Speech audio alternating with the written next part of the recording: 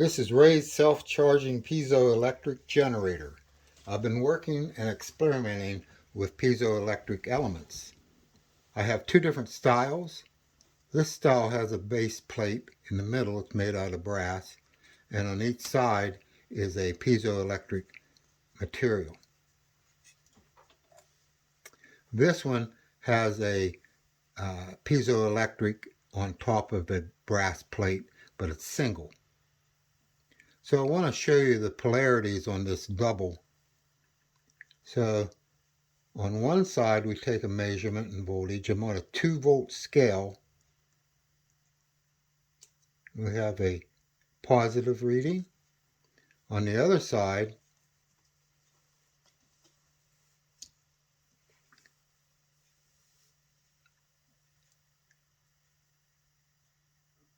well, it's really up there.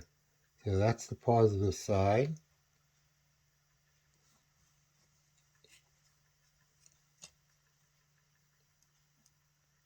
There's the negative side.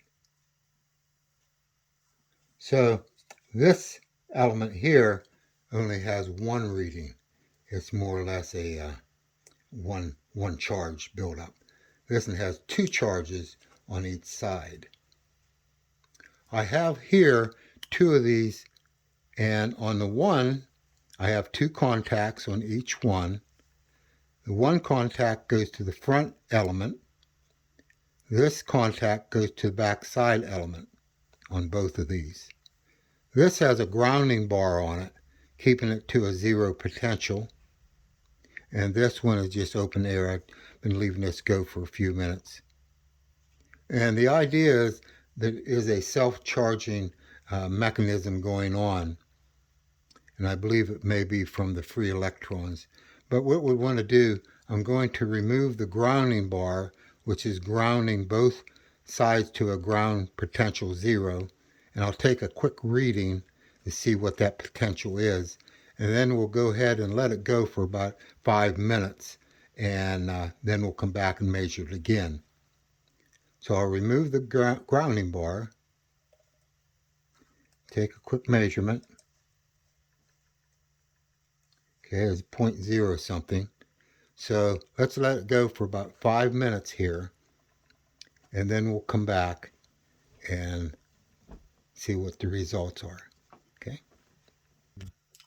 Okay, I'm going to go ahead and go through this demonstration here and point out a few things. This is free floating, and this is a clay base, and I have some clips here that are made out of plastic. And what I'm trying to do is isolate it from the environment around it so that the free electrons, if that's what it's picking up, the one side is a positive and the other one's a negative, going back to our readings here. So this is what perhaps builds up the charge. So anyhow, I have the single one and I have it grounded out, and I'll go ahead and take off a reading there. So it's down to almost 0.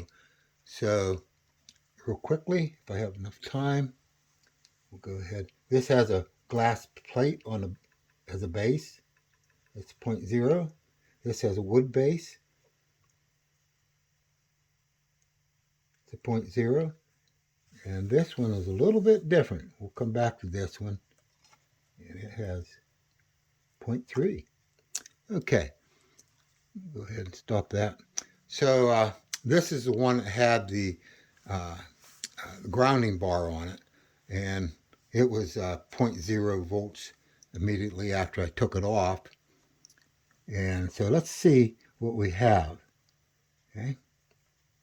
So two ways you can do that, from the two contacts, or you can go from the base to a contact. So I'm going to go ahead and go from the two elements, two piezoelectric elements, front and back. So here we have over a volt. This one,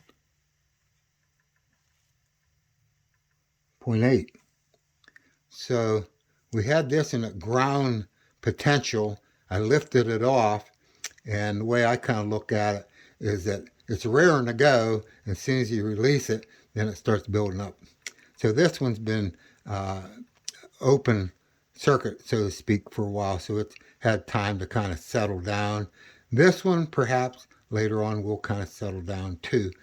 But I thought that was quite an amazing effect that we had it down to ground zero, and within 5 minutes it went to over 1 volt potential. And what I'm thinking is the floating cloud of electrons in the air and so forth is doing that. And I do want to show one other thing later on here, but let's get back to here. This has been had the grounding bar off for a couple minutes now or so. So it's up to 0.2. So it was one. So it has charged. If there was no recharging or self-charging going on, these would have remained at 0 readings. But you can see something is definitely going on. Let's go back to the one that has the glass plate. It's still at 0.0. One has a wood base. It's still 0.0. And I think what's happening here, this glass is kind of dissipating the electrons, and so it doesn't allow it to build up. Same thing with the wood. This one here, let me take a reading and I'll show you what it is. Done. That's surprising. I have a metal plate on the back, and has a magnet here. And there earlier it was reading a better reading than it is now, so I'm not sure. Perhaps I should have had that up on a maybe a plastic, something plastic. How about this? Put that down there, put that on there, let it settle a little bit. Okay, let's go back to here. I want to take some measurements. We were over 1 volt, so let's go ahead and see what's going on now. Every time we take a reading, we are drawing a little bit of a load, and we're taking off the charges. So the second time you take the reading, if it's within not enough time, it'll be lower. So let's see what we've done now. So it was over 1, so 0.7, 0.5. So we'd have to let them build up again. Let's go ahead and go through this one more time, then we'll finish up. 0.1, still 0.0, 0.0. Let's see what we've done here. 0.5. So I did handle that a little bit, so it might have been from that. I want to show you something that's interesting. I'll ask my cameraman to come over and participate. And what I want to do, I'm going to bring this down, load it down for a little bit.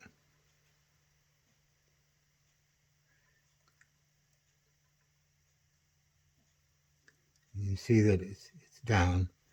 I'm going to use some moist air, which has lots of electrons in it.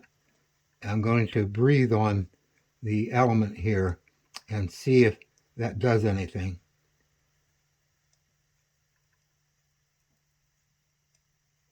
There again, you don't want to put too much pressure on it. Okay. A couple seconds to settle in. Here, 0.6. So we were thinking that perhaps I'm moving it and twisting it, and it's they are pressure sensitive, but I'll have my cameraman tap that a few times. Go ahead and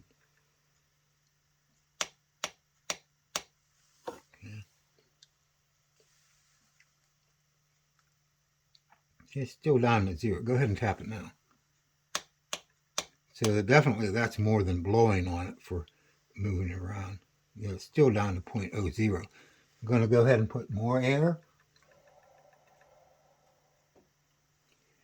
And we'll take a reading. See that? Over 1 volt. So that's what I'm thinking. That was the other explanation, that the moist air had uh, a lot of electrons in it. And that's why it was doing that. So anyhow, there's still kind of a new thing you can experiment with. It's a lot of fun.